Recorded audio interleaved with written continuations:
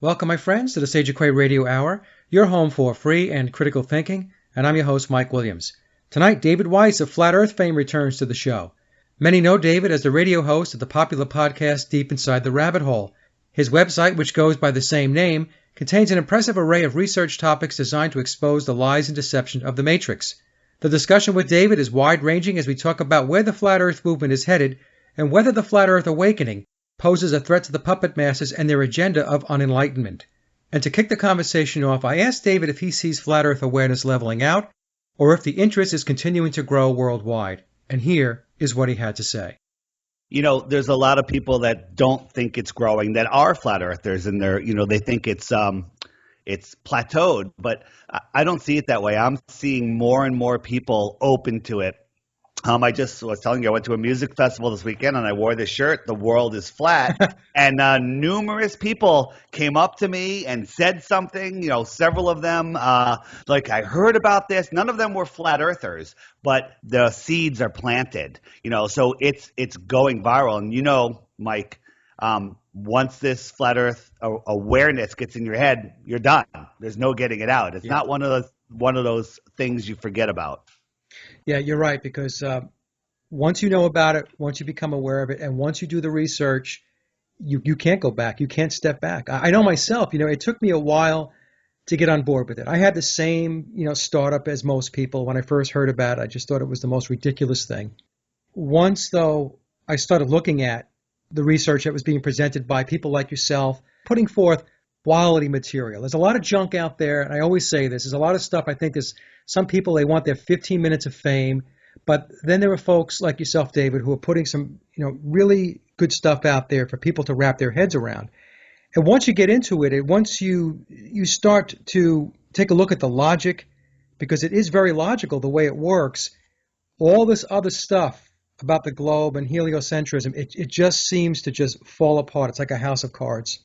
The globe is embarrassing once you become a flat earth realizer, if that's the way to say it, because once you look at the globe, it's absolutely insane. The only thing you need to believe in the globe earth is a bag of GMO potato chips, a couch, and a television, and that's it, and no critical thought.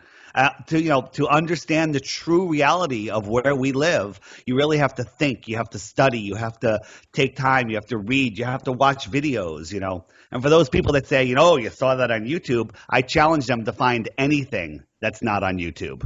Right. That's an interesting way that people try to debunk by saying, oh, it was on YouTube. But the truth of the matter is there's a lot of very, very good material and a lot of good stuff on YouTube, not just Flat Earth. I look at YouTube like the world. Everything is in the world. There's idiots, there's geniuses, there's everything that's real and everything that's fake. Everything's on YouTube. You have to use your awareness and your intelligence to look and think. People that believe in the ball just accept it without thinking, just because they were programmed from infancy that we live on a spinning ball. Yeah. And, again, going back to YouTube, you're absolutely right. I mean, YouTube is a vehicle. I mean, it's a gigantic vehicle today in which people are able to communicate and get their views and their research out. Because what's the alternative? The alternative would be what? The mainstream media? That's not going to happen.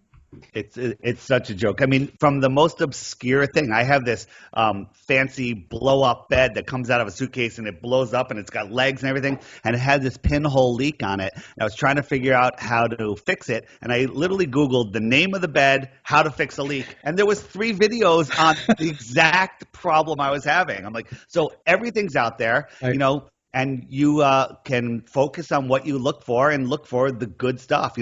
I like you, like I said in all my interviews, for 6 months, I refused to even look. The flat earth is ridiculous. It's synonymous with idiot, moron, fool, retard, everything. And then I looked, and it was shocking. But it's also freeing. I mean, I'm generally a happy guy. I'm a very positive person. But since I discovered the flat earth, it's opened up a whole new world of possibility. The globe earth the spot of dust flying through infinite space, spinning out of control, random chance life that we were living. All right, that was okay, but now it's something completely different. For me, it cleared a lot of junk off the table. There was a lot of stuff, like many other people that were doing alternative research or conspiracy research, David, where I was spending time, reading books on NASA's exploits. I would be looking up pictures of nebula or, the Mars rover, or, well, it's been a long time now since I believe the moon landings, but at one point in my life, I actually believed that we landed on the moon. Deep space probes, Pluto, all that stuff, the Hubble telescope, the ISS. And so once I got myself on board with flat Earth, all that stuff got cleared off the table. All that clutter, all of that junk that just serves the purpose of being deception, gone. You got your buddy with you, huh? Yeah, this is Anunnaki, all right? Before I was a flat earther, I named him. um, so where we're going with that? Oh yeah, NASA. I think I said in my last interview, I believed in NASA even after I discovered the flat Earth. Not long, but and the only reason I believed in it is because I never looked. As a species, we're trusting. Good people think that everyone else is good and that wouldn't lie, and we're taught to trust authority, and not even question it until you finally do. Then you realize why we're taught that. Yeah, yeah, it's really quite amazing. Once you make that turn, like we said, there's no looking back because you see everything for what it is, and it's a big pile of lies and a big pile of deception. Now, talking about lies and deception, I sent this to you, so I know you probably haven't had any time really to take a look at this because I just sent it to you. But article today in the Huffington Post: Neil deGrasse Tyson blames the school system for flat earthers. The tagline at the bottom says, "In the 21st century, we should be doing better than this." And then he proceeds to be extremely condescending toward anybody that is taking a look into the flat earth or believes that the flat earth is flat and that we don't live on a globe. And I'll read this, David. I read this to you before we got the show started, but just for the audience, and I will put this in the show notes, the link. Tyson, in a recent conversation with the Huffington Post, likened flat earthers' level of logic and understanding of the world to that of children who think people on TV know them. When you are a little child, this is Tyson speaking, you think that the people on TV know you because you are the center of your own universe. In order to evolve and to grow up as humans, but also to grow up as a civilization, we have to, I guess what he's saying is, don't put ourselves at the center of the universe. There's a lot of people out there that say, the reason people, believe in the flat earth is because they think they're so important, the center of the universe, and we were taught that, that's self-centered to believe that we're the center of this infinite expanding universe with billions and trillions of other Earth-like planets. Right. And when I got into the flat earth, I didn't even realize, until I really realized what was going on, that we are the center of at least this reality. There's other sections of flat earth out there, and we're one of billions of others across this flat plane or other flat planes. I don't know. That's just speculation. But everything that we see, everything that we know, or and we don't know what we see, we are the center of it. Everything rotates around us. Right. And there's the dichotomy, right? Guys like deGrasse Tyson want Neil Disgrace Tyson. Yeah. He's a failed actor. He's just an actor. He's not a scientist. He was picked for his charisma. He was picked out for this position. And I sometimes wonder, is he just a brainwashed idiot, or does he know the Earth is flat and he's just out there shilling for the New World Order? I'm going with the latter, but again, sometimes I wish he was just that idiot. Yeah, no, he's an actor doing theater, and he's well paid for it. Does he know that what the information that they're feeding him is pure lies? He must. My personal view is, yes, he does know, and his job is to go out there and, to do the PR and to be the front man, to be the veneer, try to be charismatic, like I said, he's really, he's an actor, and he's in a play. We've gotten the situation in the world today, David, as you know, that people just look to authority. So he's put out there as an authority figure, as an expert, and so he knows what he's talking about. People don't look at themselves as experts or as an authority. It's what we were talking about before. You can't be the center of your existence. There's got to be many, many other types of existences out there, and you're just a minor piece or a grain of sand on the beach. Their whole bag is to disempower humanity. It's to take humanity's power away and just make them essentially just cower in a corner. Don't have to think. All you need to do is just listen to the authority figures like Neil deGrasse Tyson and many others. There's so many, we'll call them psyops out there where they have trained us to behave in their lie system. It's beyond what, even I can realize sometimes. It's everything they say Yeah. is a lie. They want us to believe that we're a speck flying through an infinite universe with trillions of other specks out there and we're random chance. And most people do believe that. But when the truth is, we are these incredible spiritual, powerful beings having a 3D experience on this flat plane, that our thoughts create our reality, and that's why they're trying to control our thoughts. Because there's two emotions, fear and love, and fear is a low vibration. You are depowering yourself and giving your power away to whoever it is that's running the show here or trying to run the show. They tell us, you've heard of the psyop that New Agers. Now, there is a faction of New Agers that are off the rails, but meditating, mindfulness, working with other people with those dualities creates an amazing world. But they don't want us to have a moment of silence. They tell us that, there's demons. You'll summon demons if you meditate, or, all crazy stuff. And it's all hogwash just to control us. Yeah, well, their manipulation of our minds and the consciousness is 24/7. And the reason why it has to be 24/7, I've explained this on other shows, David, is because they know how powerful the human can be. And so in order for them to stay on top of things, and in order for them to maintain their control and their power, they have to continue their mind manipulation. It's like a perpetual motion machine, 24/7. It's got to go, go, go all the time. Because as soon as there's a lapse, humans are funny creatures. All of a sudden, they'll start to think for themselves. And God forbid, they could break out of this matrix, they could break out of this deception and start thinking. And what they don't want is for that to happen, because when that happens and enough people do it, then the whole thing is going to fall like a house of cards. They want us to be in fear.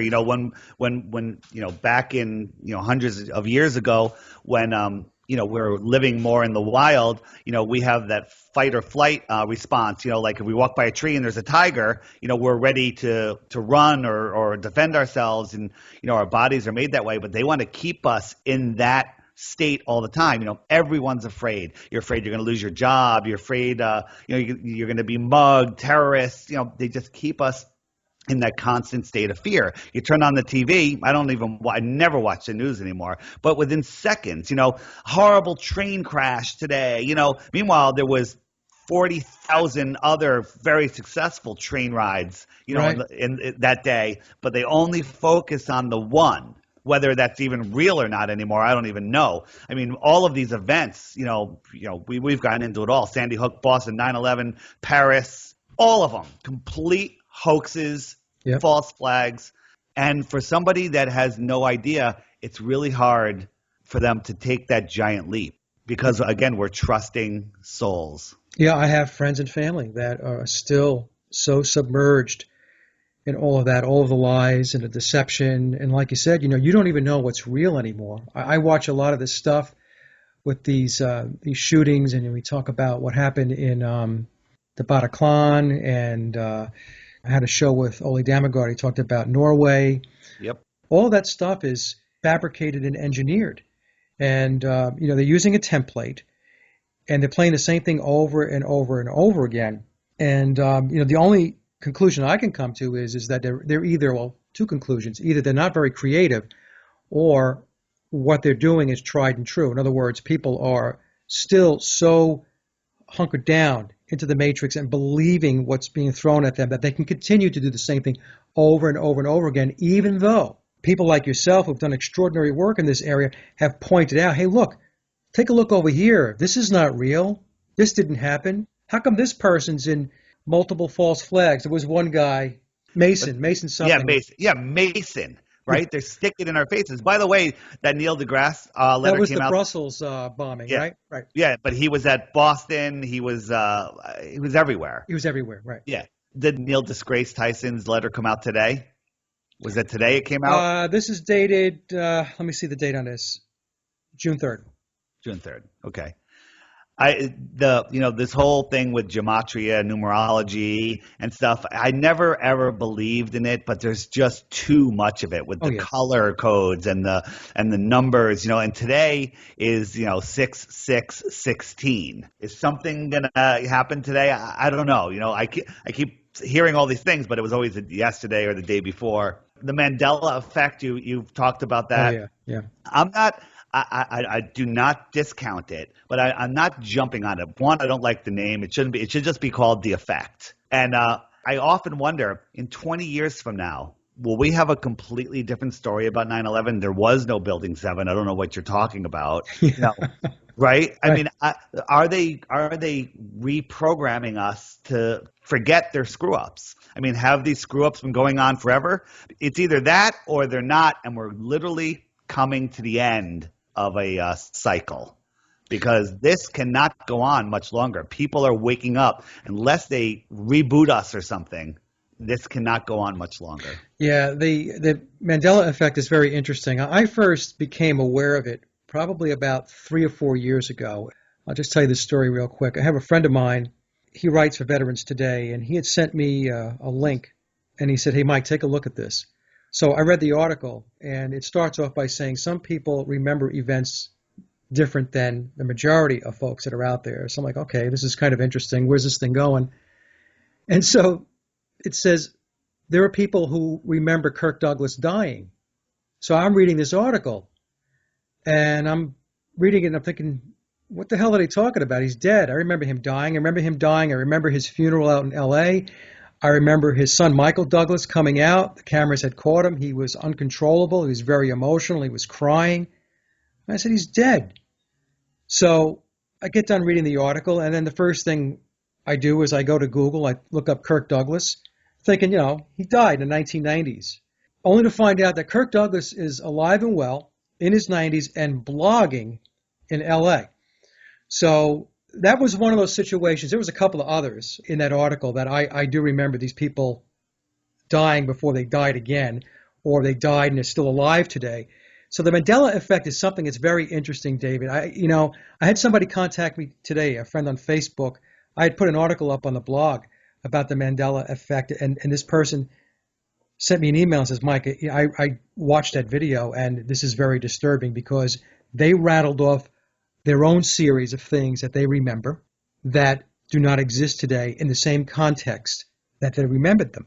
Something is going on. There's some kind of shift in timeline, or we have been ever so slightly nudged over dimensionally into another place in space. Maybe on a purely physical world like were taught that we live in, it makes no sense at all. But if we are in some sort of projected reality, which is, I used to think it was crazy, but now I don't. Maybe that's the Mandela effect right there. Now, David, you had mentioned before about the psyops, and let me ask this question. To me, a psyop can be both deceptive, but a psyop can also be pushing the truth. So when people turn around and they say the flat earth is a psyop, of course, most people are saying they're using the negative connotation. But could it also be that the flat earth was put out there because somebody decided it was time to get some truth out there? There's a lot of different ways to look at it. And again, this is all just speculation. Perhaps somebody that knows the truth is trying to leak it out. Maybe more than one person. Maybe there's different factions within the controlling elite that are disagreeing, and they're trying to get it out. Another possibility is maybe the elite, whoever they are, have a way to see how things are going to unfold, and they know that the flat earth awakening is going to happen, so they're trying to get out in front of it. They're trying to keep control. The third thing is they're panicking because they don't want to lose control and Yeah. they're doing everything they can to stop it. Again, we don't know. What we do know is we don't live on a spinning ball and the world is flat if you look into it. Yeah. That's the end of it. Well, how about this question? I have another one for you. It has to do with the flat Earth movement. And I'm seeing where the flat Earth movement is breaking into like groups. And I'm going to oversimplify this. So I'm going to say there's two groups. There are those that major on the entertainment value of flat Earth, and that's as deep as they go. They may have started off gangbusters at one point, but then it just kind of plateaued, and now it's kind of riding the popularity for, as I said, entertainment value. And then there are those that continue to do the research and to experiment to further the proofs of the Earth being flat. So I'm going to see it a little differently than you. Okay. It is difficult for me. I can do it to really socialize with ball earthers, with people that don't know. It's all I want to talk about. I want to talk about the world that we live in. I want to talk about real things that are happening and the lies that are being thrown at us as real. I want to discuss all of these things that are fascinating all of the time with people, but I can't because there's people that are locked in the matrix. So you have an ever-increasing number of people waking up to the flat Earth, and shows like Patricia Steer on Flat Earth and Other Hot Potatoes, she finds flat earthers that aren't really known, that are doing some good work, interviews them on a personal note. You know, Right. she interviews them to find out about them and introduce them. And if it wasn't for her show, I wouldn't have started collaborating with all of these other people. All right, my work, I've come up with a formula that can help wake people up from the beginning. You know, because people aren't going to watch. You know, like if you believe the official Sandy Hook story, you're not going to watch Unraveling Sandy Hook in 2, 3, 4, and 5 Dimensions by Sophia Smallstorm because it's 2 hours and 46 minutes or whatever it is. But if you watch a 2-minute video that gets you scratching your head and then a 5-minute video, then you'll get into the other ones. And I couldn't do what I do without all of these other people giving me ideas.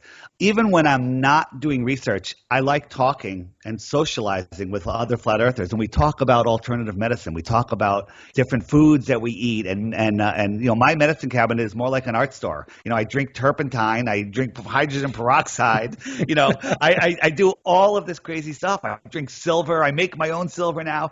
And this is from these late night chats that we have where we're just fooling around, talking and socializing as friends. Yeah. So everybody really wants more information, and we just take it as we can. And sometimes we talk, you know, 4, 5, 6 hours at a time on these group Skype calls.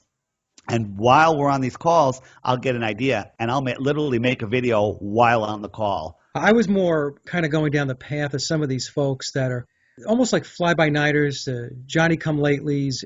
They're essentially not even using their own material, but cobbling together other people's material, almost to the point where is an oversaturation of flat Earth material out there, in my view. It's oversaturated to the point where some of it is just so non-value add. Absolutely. There's more crap out there than there is good Yeah. stuff. But again, you can't stop it. Don't focus on it.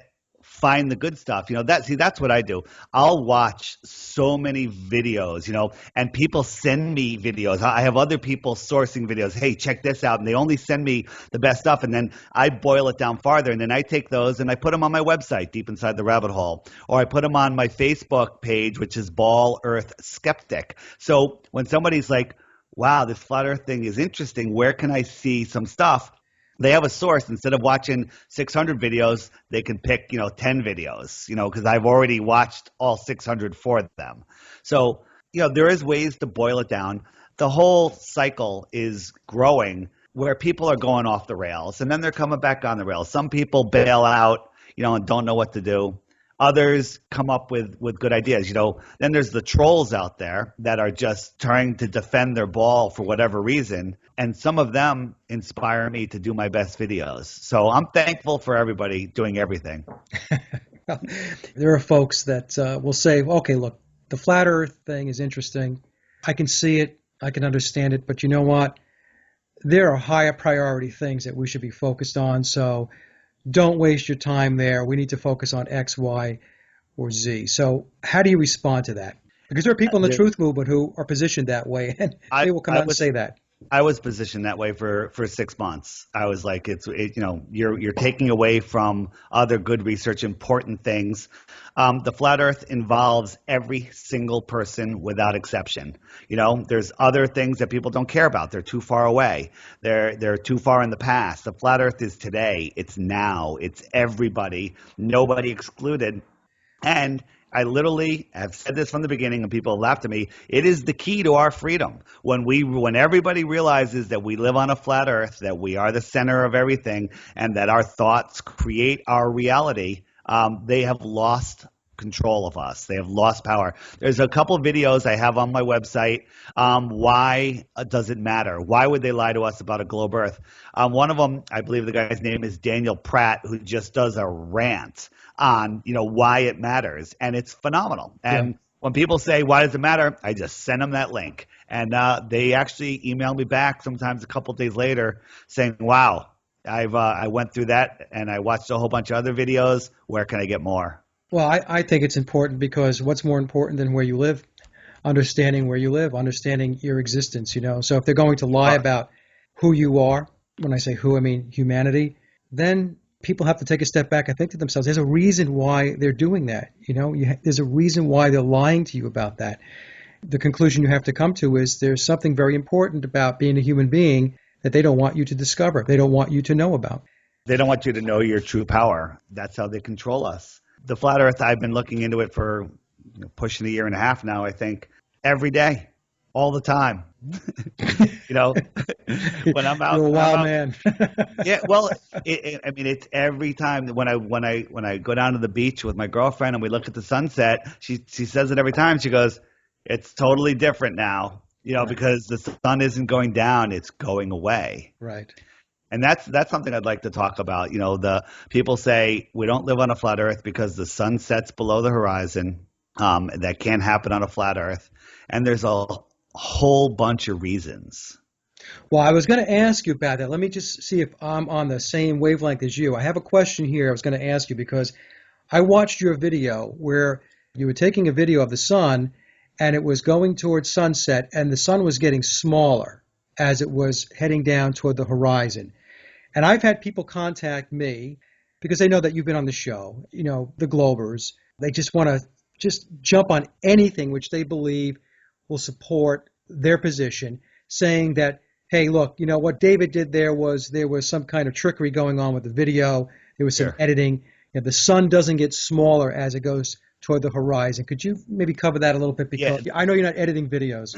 very controversial, and there's a lot of flat earthers that think the same way. I think that that's a fake video also, but Okay. it's not. It's not, and there's multiple videos that show that. Let me give you a quick analogy before I get into it. When you stand up and stand still, what holds you up? Your bones hold you up. Your Right. muscles move you into position. Your myofascia holds you in position. Your brain waves are sending electrical impulses. There's a whole bunch of things that it's not just one thing. Right. It's not just your thought that holds you up. It's not just your bones that hold you up. It's a whole bunch of things. And the sunset is one of the most complicated things. And that's another thing people say is if you can't explain it in one sentence, then it's not real, which is just ridiculous. That That's is what we're taught in ridiculous. school. Yeah. That's what we're taught in school. If it's too complicated, it's not real. The sun does a lot of different things. The way we see things, we don't see reality the way it really is. When you watch a full moon rise, when it just comes up over the horizon, you know how you see that gigantic moon, right? Yep. It looks really big. Yep. And then 4 or 5 hours later, when it's overhead, it's a quarter of the size, Right. correct? It's not. It's the same size. And people have told me that my whole life. And I just said, yeah, I just that's ridiculous. It's way bigger over there. And I came up with an explanation why it's bigger, which is partially wrong. But here's an experiment for everybody to do. When the moon is rising and it's really big, hold your arm out at arm's length and hold your thumb block the moon. If your thumb's too big, use your pink finger or your little finger and just make it so that the end of your finger is covering the moon. And so at arm's length and block it out. So my little finger covers the moon at my arm's length when it's gigantic. 4 hours later, when it's a quarter of the size, do the same thing and you'll see that the same finger at the same distance blocks the same moon. when you take a camera lens and look at that giant moon, it doesn't look as big through a camera because the illusion's broken. Atmospheric lensing, which is moisture in the atmosphere over distance, creates fluid. You have enough moisture in between you, and it actually magnifies things in the distance. So they're getting smaller but getting more magnified. That's affecting it. The sunset that you're talking about that everyone's up in arms with is in over the plains in Africa, clear, dry, flat land. And in the very end, it gets eclipsed by what I call a land horizon. A land horizon is anything in between you and the sun that is over your eye level, even an inch. An inch over your eye level will eclipse the sun eventually. So that one didn't have any atmospheric lensing or very little. It had a clear day where the sun could get far enough away before it hits what I call a cloud horizon. These are lots of new terms that I'm throwing out there. And a cloud horizon is very deceptive. I have a video. If you go to my YouTube page, DITRH, there's a playlist called How the Sun Sets on a Flat Earth. I think it's the top video. I'm going to describe this for, everyone has to imagine this. You have, imagine a blue sky, if you can, with these friggin' crazy chemtrails. And you have a white fluffy cloud, and they're spread out. Sky's blue, but you got some white puffy clouds, but it's mostly blue sky. And to look at the one above your head, you got to wrench your neck back and you got to look up, and that cloud's at, let's call it 40,000 feet. Okay, that cloud, and all these clouds are on a cloud deck. You know how they're all at the same level? Yep. And as they float into the distance, 30, 40 miles away, let's say we're looking 30 miles away over the water, that same cloud at the 40,000 feet, I'm now looking at it straight across without wrenching my neck back. And if you drew a line from my eyes to that cloud, from my perception, that line is pretty much parallel over the water. I mean, maybe it's tilted up a little bit, but you really can't even tell because that cloud at 30 miles away is indistinguishable almost from the horizon. And as those clouds are all going, you're starting to see a cross section of them more and more and more exponentially to the point where when you're looking up and you move just 5 or 10 degrees, it's not much of a difference in the number of clouds you're seeing through. But as you go down and start looking across that cloud deck, there's more and more clouds, and it creates, I call it a false horizon, a cloud horizon. And that cloud horizon becomes indistinguishable from the land-water horizon. Right. The sky-water or sky-land horizon. So you see it as one line. Now the sun above it, not very high above it, is going into the distance. So just remember that. So now 30 miles away, Mike, you're standing under that cloud that I have a line from my eyes going to the cloud that is parallel with the water, okay? Yep. Parallel with the land. And you're underneath that cloud. Look at that cloud. You have to wrench your neck up and look backwards. And now imagine that line that's going from my eyes to that cloud. That line is going at a 45-degree angle or so down to my eyes from your perception. Think about that. Right. Can you see that? Yeah. So that line is diving out of the sky, and if you extend that line past the cloud, when the sun crosses that line, from my perception, it falls behind the false horizon. That is the number one reason we see sunsets, because there's always clouds. There's always atmospheric blocking. The atmosphere is in layers of density, just like the clouds are in layers. And down low is the most dense air with the most pollution and moisture and everything.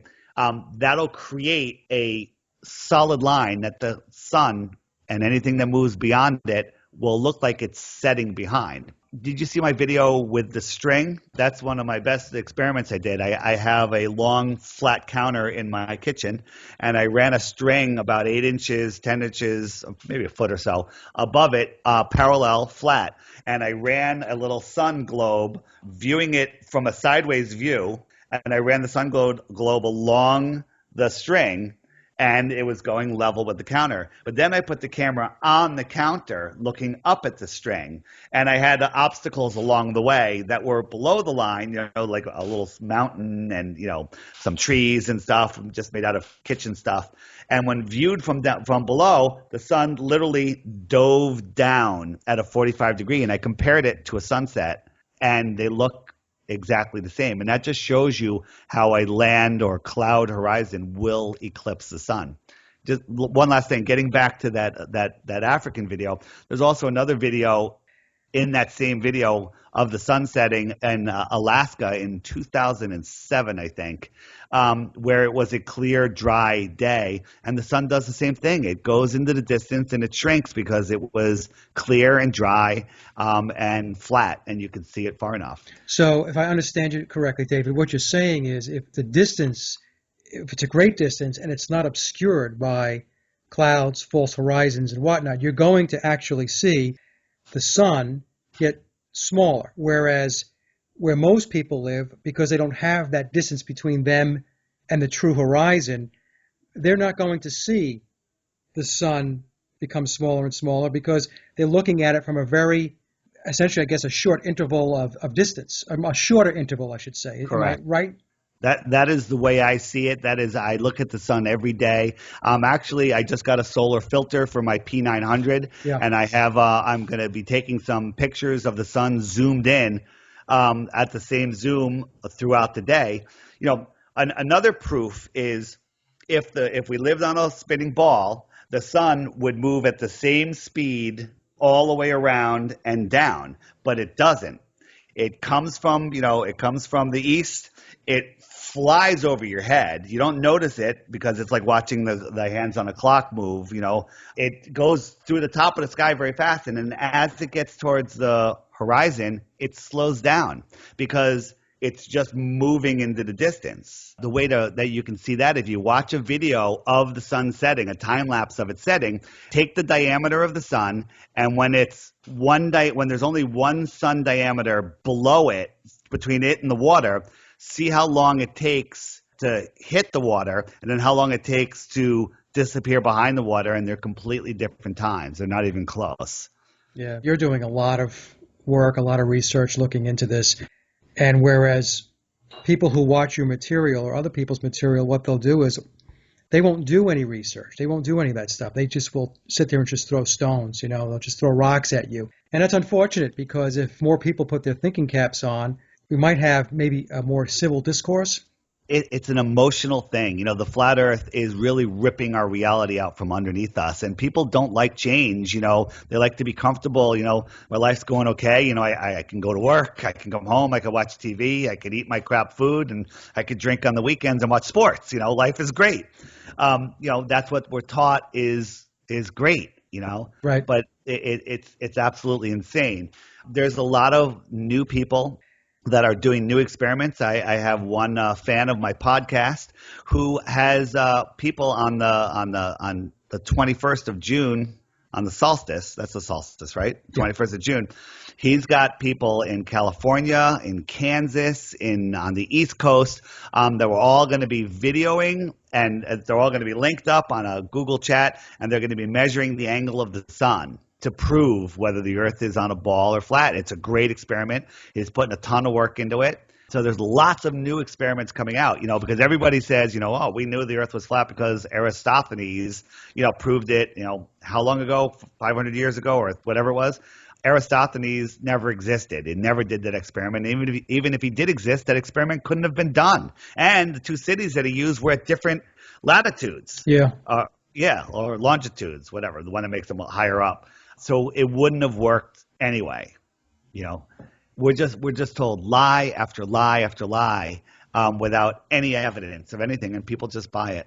It's interesting. We were at the beach about 3 weeks ago, and it's just so obvious when you look at the sun that it's not 93 million miles away. I mean, it's just so obvious, David. You look at it, it's right there. It's right there. That's what I always said. I always, every time I see the sun setting and there's people around, and I say really loud to my girlfriend, I go, look at that sun. I go, it's right there. It's not 93 million miles away. People look. Yeah, it's bizarre when, once you get on board, it's bizarre to think that it's 93 million miles away. Because when Rebecca and I were at the beach, I said, hon, look, and she says, yeah, Mike, it's just right there. So how high is it, David? When we talk about how far away is the sun based upon your research and things that you know? So the great researchers like Eric Dubay, who was one of the first people out there, before he might have ran off the rails a little bit, but he seems to be back doing some great work. I think it was him or maybe it was allegedly Dave D Murphy 25 on YouTube, who said that it works at an altitude of 3,000 miles over a flat Earth. The whole Aristophanes calculation. But I don't think it's that far away. I think it's literally 100, 200 miles away. Oh, Maybe. really? Yeah. Okay. I think when people ask me, I say probably well under 1,000 miles away. Well under. So here's if you check out Jeranism's channel, he put up a balloon launch that some guy did who wasn't a flat earther. He's now becoming a flat earther. He does great, amazing balloon launches out of Arizona, and he filmed it, and it got up there, shows the Earth is flat, but the sun is right there, Mike. It's not a physical burning ball. It's right there, and so he wanted to get a closer look, so he wanted to get it so it would be closer to the sun. So he launched like 4 hours later, and so the sun would have been right there, and the balloon popped. Oh, okay. It popped. Yeah. Very interesting. Yeah. Yeah. So I guess, the same thing with the moon, right? I guess, are we to assume that the moon and the sun are the same distance? So we're taught that the sun is, 400 times farther and 400 times bigger than the moon, and that one of them orbits around the Earth and the other one we orbit around it. But if you watch them, they take the same path and they're the same size and they do the same thing. It's a big question. Are they? Is the moon a sphere? I don't really know. I don't think it's solid. I think it's some sort of projection that affects our life in tremendous ways. Think about women's cycles and people. Yeah. The way they react on full moons. I think it's an electromagnetic force that is affecting our reality. The sun, I believe that is some energy source, being projected in possibly from another dimension. If you look up sonoluminescence or star in a jar, they're creating what looks just like a sun inside water with sound waves. That's a better explanation of what the sun is rather than a burning ball of hydrogen that takes 1 billion years for a photon to come out of the middle. I mean, well, and I see people constantly looking at those Soho pictures of the sun, which I think are just total nonsense, where the flames are shooting out of the sun. And, and for a while there, they were, I guess about 2 years ago, actually about 2012, they would, NASA would have these Soho pictures, and then they would show what they thought were possible alien craft attaching, tethered to the sun. I bought into all of that. I did too. I had put that stuff up on my blog, and now I feel like an idiot, for having done that. That's what I said at the beginning. Once you realize what's going on and you look back into what you truly believe. Yeah. I have 2 other cats, Nephilim and Zeta Reticuli. They're embarrassed to go out and see other cats. That's too funny. Yeah. Oh man. So let's talk a little bit about some folks now that one person in particular that has come on board with the flat Earth apparently, and it's Crow 777. Yeah, he's an amazing amateur astronomer. Or I'll call him a professional astronomer because he does more work than I've seen by anybody. Yeah. He's been filming the moon for a very long time. He's the first one that filmed what's known as the lunar wave. Right.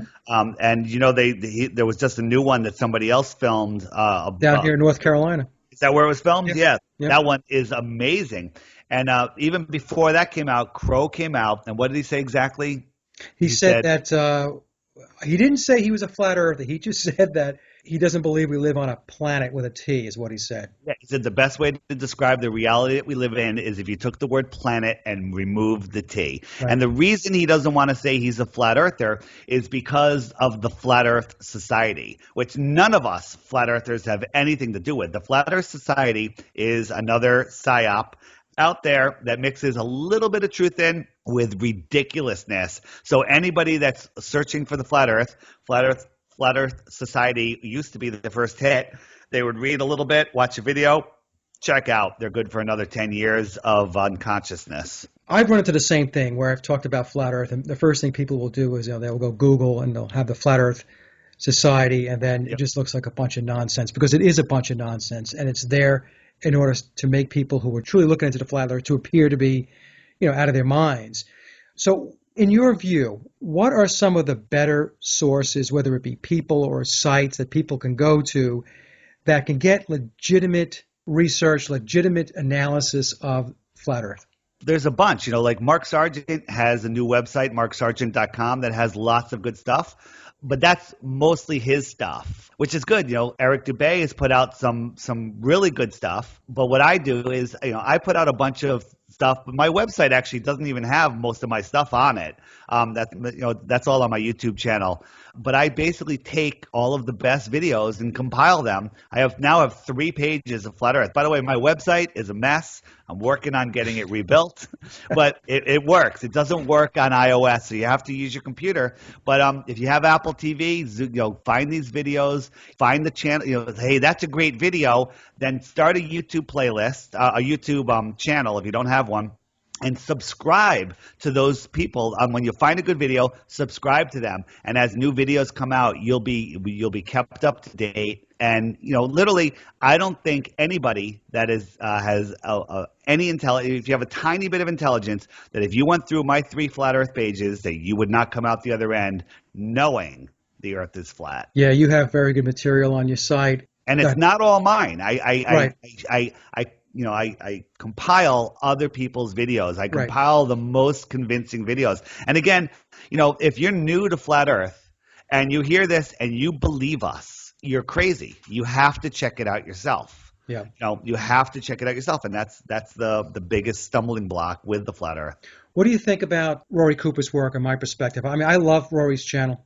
Love it. He's one of the best. I've been begging him to do a video for me showing how the South Pole Star works, because I've recently figured out a perfect explanation. Because Ball Earthers come out, South Celestial Pole Stars prove we live on a globe. The flat Earth is dead, and that's all they say.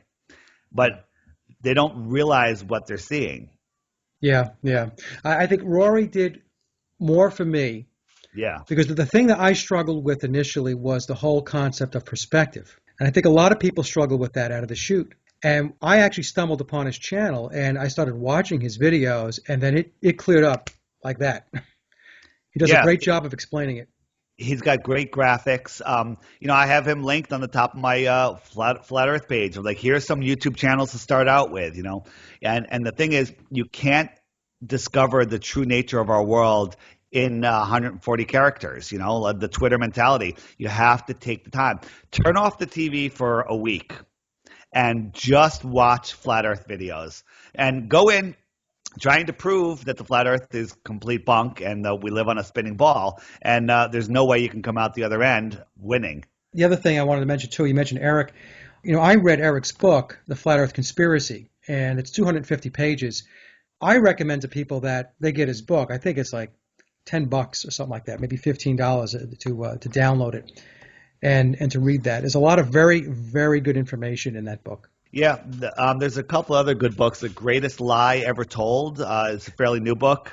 I think that's the name of it. That one, it really goes over everything, and it's very good. I'm trying to pull it out of my bag here.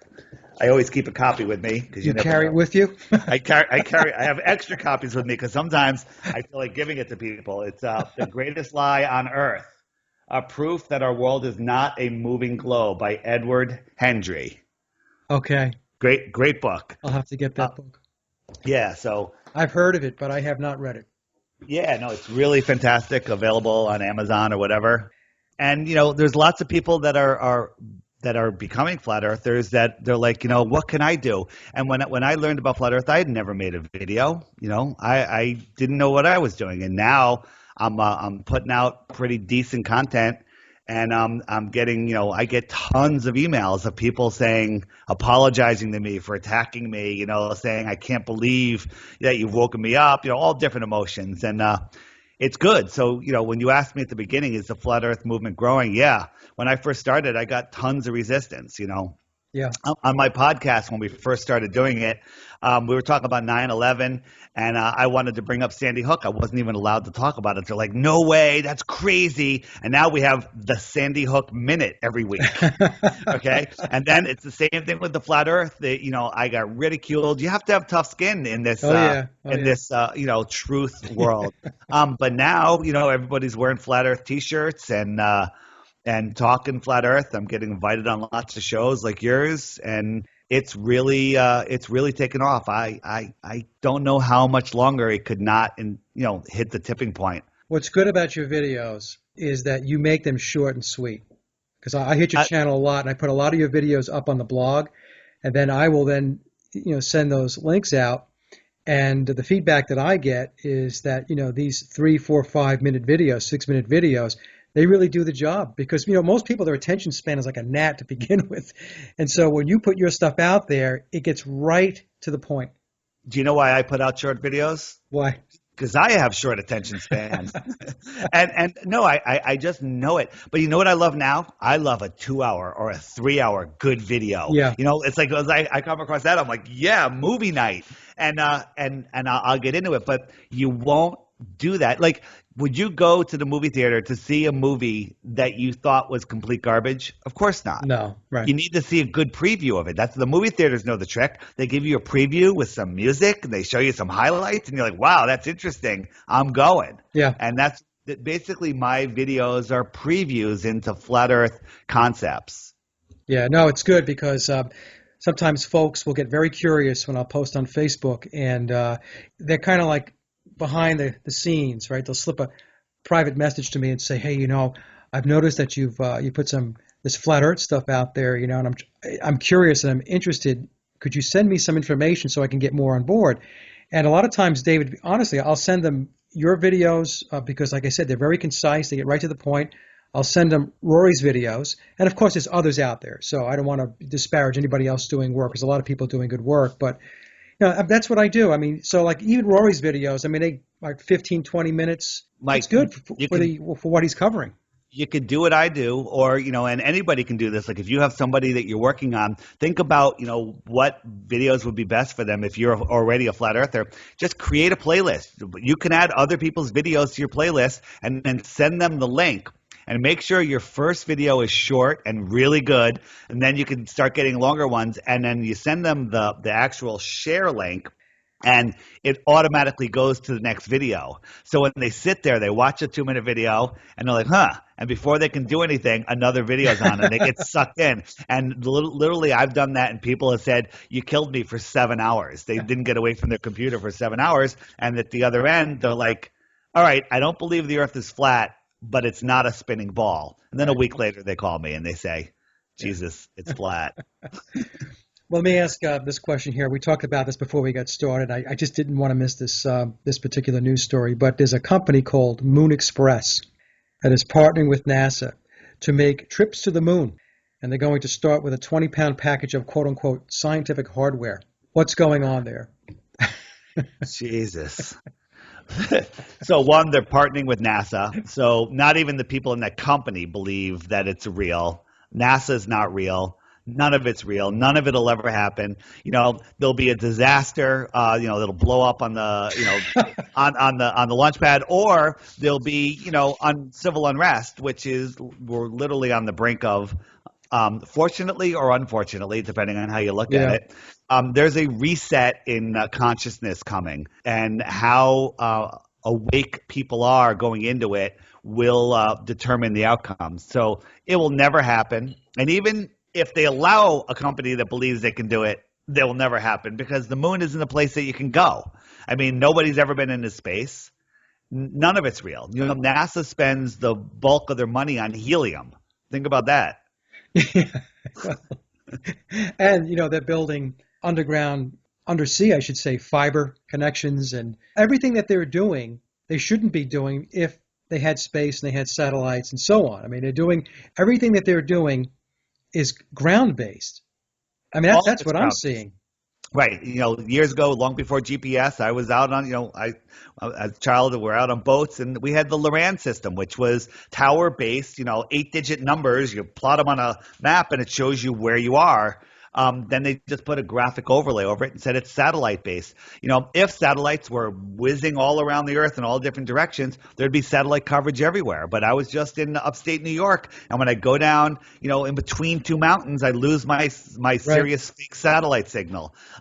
When you fly over the outer southern oceans, there is no GPS. In between California and Hawaii, there's no GPS. Right.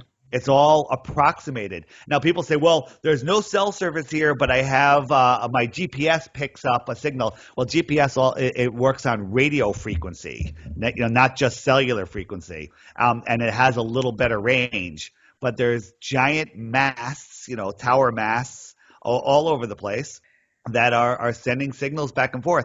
People say, well, what about the GPS on my phone? And they hold up their iPhone, and I said, all right, let me ask you a question.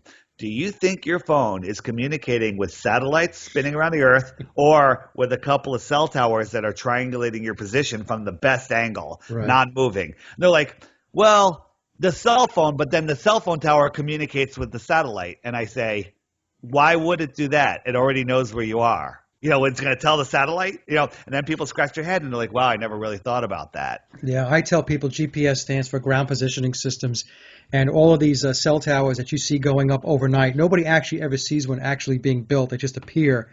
And what's going on there has nothing to do, this is what I tell folks, has nothing to do with cell reception because, look, on my phone, I can tell you right now, my cell reception where I live, and I live in the Raleigh, North Carolina area, hasn't gotten better in over 10 years. It's the same reception I had 10 years ago. So all of these towers that are going up, what's their purpose then? My take on it is ground positioning systems and doing exactly what you said that they're doing, David. There's no satellites. They're triangulating and they're working with radio frequencies. This is how it's working.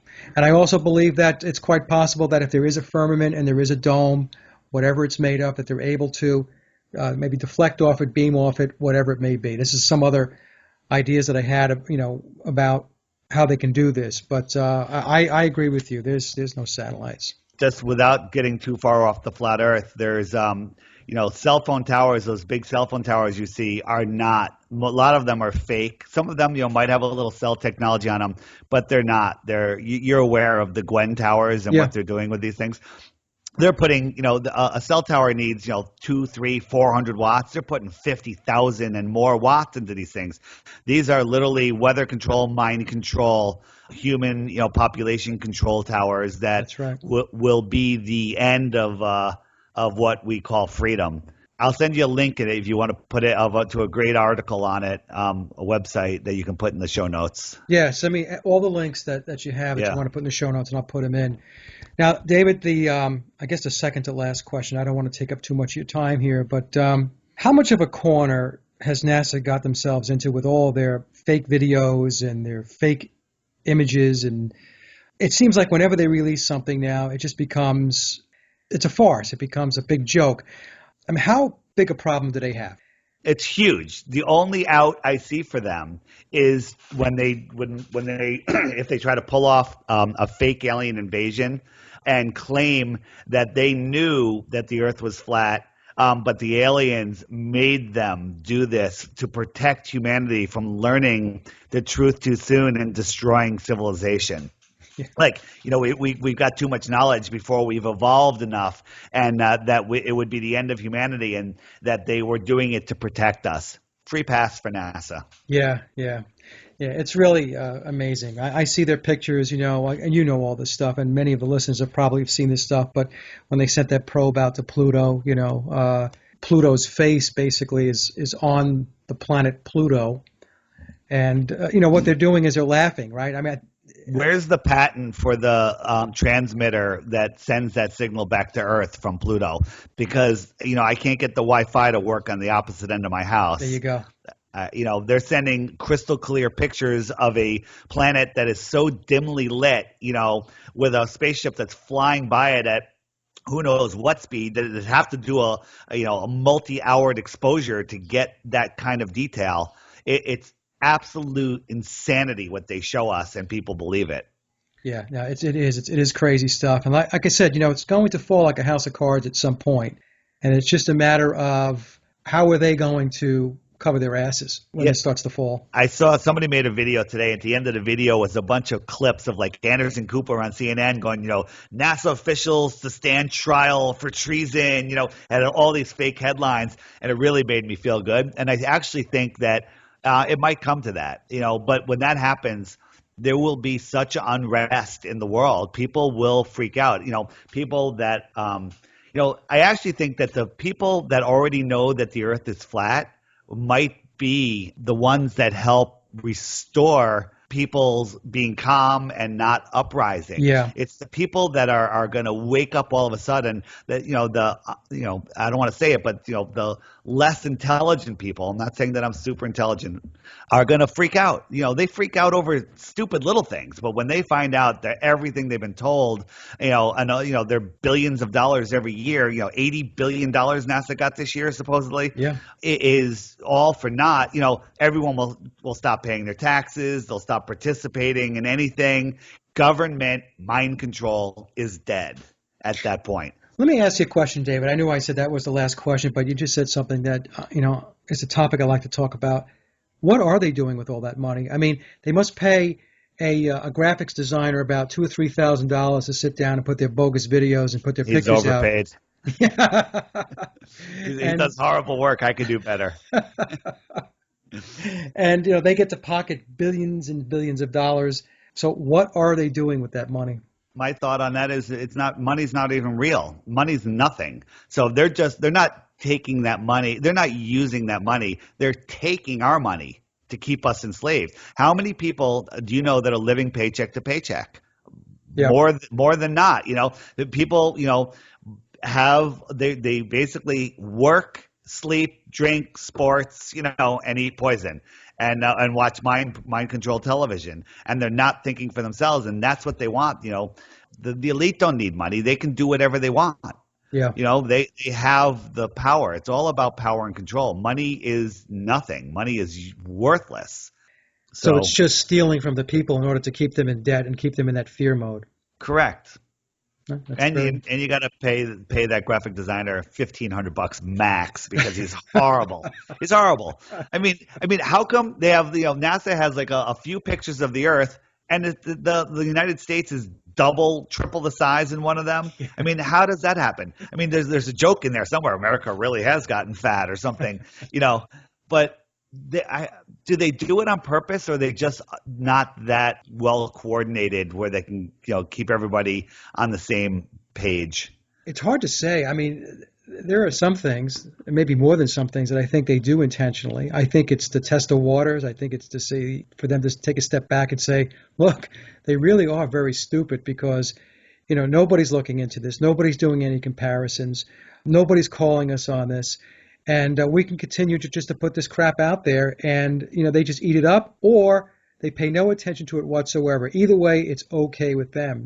So I don't know. I think a lot of it is almost like a bit of a test to see how awake or how unawake the masses are. Yeah, I mean, they don't care, how about the few of us that are awake. They care No, about how many are sleeping, right. and I have different theories sometimes. I think they're really just that bad at coordinating everything, or they're really trying to let us know. Maybe some people are trying to screw up, but maybe that's part of the plan because they need their one world government, their one world police force, and they can't do that until we beg for it. So they need us to rise up. They need us to flip out, and maybe they're going to use the flat Earth as a psyop, the awakening to the truth of the flat Earth to get people to rise up and disrupt society so they can bring in martial law. Because once, the money train stops, transportation stops, fuel stops,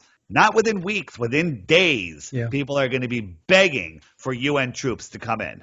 They're going to be begging to give up their guns, give up everything, and that's when it's really going to hit the fan, so to speak, and how we react to that situation will determine our future.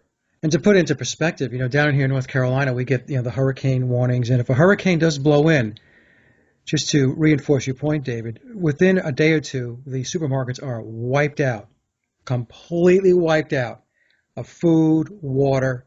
That's a day or two. And that's just a hurricane that people are concerned about blowing in. And they're not even sure if the hurricane's actually going to hit. If it does hit, how hard is it going to hit? It's just everything gets wiped out. So to go along with your point, I mean, if things really start to go south, then it's going to unravel very, very quickly, and it's going to get ugly real fast.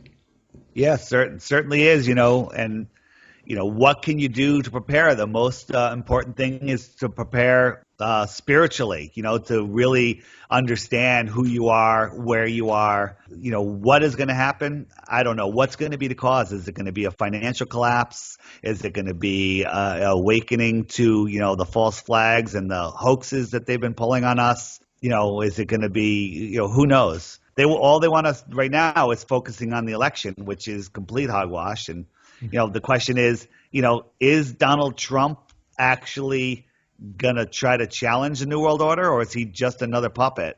Yeah, what's your view on that?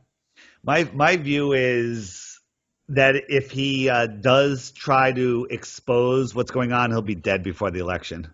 Yeah, it would be like a JFK type of thing. That's Yeah. the thing.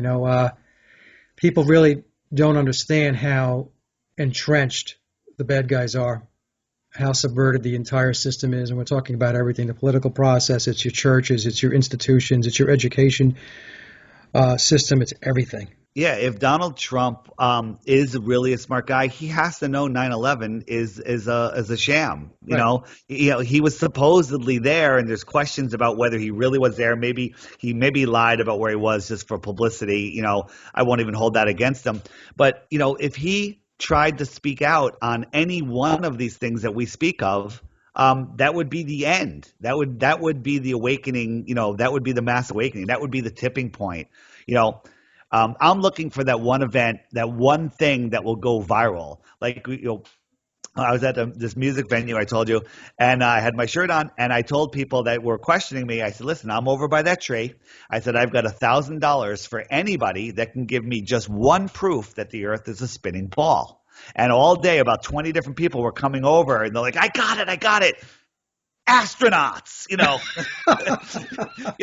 and then I would give, and we had great conversations. It wasn't any, this people getting upset or anything, and it was good. But like if somebody like B.O.B. the rapper who came out, if he put up like $100,000, or some other big flat earther, someone that's there are some people, famous people that are becoming flat earthers, put up, $100,000 or $1 million reward, that could literally go viral overnight. Right. So something like that. Or if somebody like Donald Trump came out and said, hey, 9/11 was a sham, watch 9/11 mysteries, watch this, that would get millions and millions of people watching it, and that would cause a problem. I just don't think that he is the one that is going to make a difference, because he can't. Yeah. He just can't. He kind of leans into a couple of things, like when he talked about vaccines and stuff like that. So he's leaning in a certain direction. But I agree with you that for him to come out and talk about a true conspiracy, that he would be in big trouble. I mean, his life would be in jeopardy. And so I mean, I don't know how this is all going to play out. Me personally, because people ask me about Trump, and I said, look, I'm watching. It's not a cop out. I'm watching. I know how this works, so I can read between the lines, and I'm just taking a look and seeing, how it plays out. That's all. I'm not on anybody's bandwagon. I'm not being, led around by the nose because, rah rah, making America great again. Well, we've heard all that shit before, you know. Right. So, but anyway, and just to kind of wrap up, David, because you've been so kind with your time. Again, we're talking about the progress that the Flat Earth is making, and I'll put this link in the show notes. But the article from the Huffington Post, we started the show off with this article where Neil deGrasse Tyson blames the school system for flat earthers because they're not teaching them about the globe like they should be, apparently. So, Yep. David, where can the listeners get more of David Weiss's material, his research, and all of his wisdom? Thank you so much. It's a collaboration of everybody out there, even the people that don't do experiments. We have conversations and we come up with good stuff. We all inspire each other. So, there will be factions going in this way and that way, but the Flat Earth Awakening is unstoppable in my mind, unless they literally shut off the power. And then people are going to be worried about food and water. Right. You can find me at deepinsidetherabbithole.com or DITRH for short.com. My YouTube channel is DITRH, Deep Inside the Rabbit Hole. And that's where you can find my videos. My website has all the best videos, but I put even more videos, that if you want more content on my Facebook page, which is Ball Earth Skeptic. After I do shows like this, I get tons of Facebook friend requests. I have a personal Facebook page, which is, for my personal family and friends, but I don't spend very much time on there. I'm on Baller Skeptic. Like that page, you're friends with me on Facebook. I can get messages from you. You can, send me stuff, and I do my best to respond as fast as I can, but I get lots of messages. So, if you're going to send me something, keep it short and to the point, and we can start a dialogue that way. It's great having you on the show again. I'm so glad that you came back. Okay. And you can come back anytime, my friend. You know that. And we talk about whatever. We don't have to talk about flat Earth because you're into a lot of stuff. And pick a topic and we'll get into it. All right. Excellent. Thanks. You're very welcome. And that concludes another Sage of Quay interview. And I hope you enjoyed the discussion as much as I did. Links to my guests' websites and social media are listed in the show notes below. And as always, I'd like to thank everyone for listening and visiting the blog. You can get to the blog by typing in sageofquayradio.blogspot.com. or simply head over to our hub website at sageofquay.com. Also, if you get a moment, please visit laboroflovemusic.com to listen to my album, Leaving Dystopia. And remember, live in truth and always serve creation. It's really that simple. See everyone next week. Be safe, enjoy, and God bless.